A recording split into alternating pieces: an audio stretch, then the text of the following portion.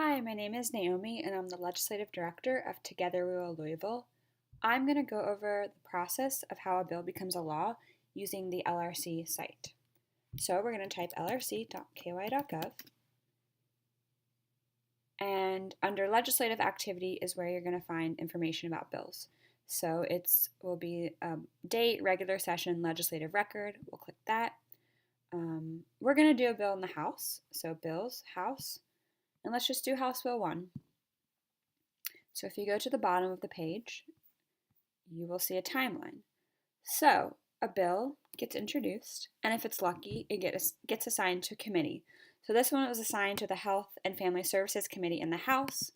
If it's even luckier, it will get posted in committee for a reading, and a bill has to go through 3 readings before it can be passed in a chamber.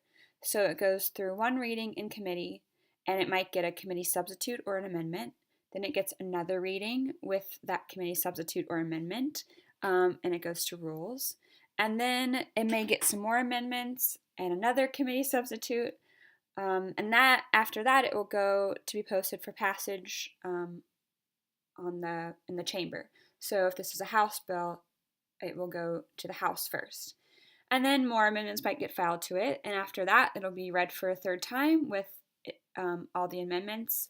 And if it passes, then it goes to the next chamber. So this was a House bill, it goes to the Senate after it's passed out of the House.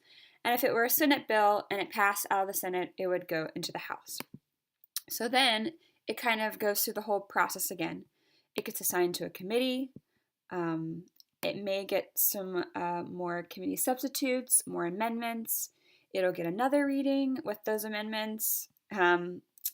More amendments, and then it's posted for passage in the Senate.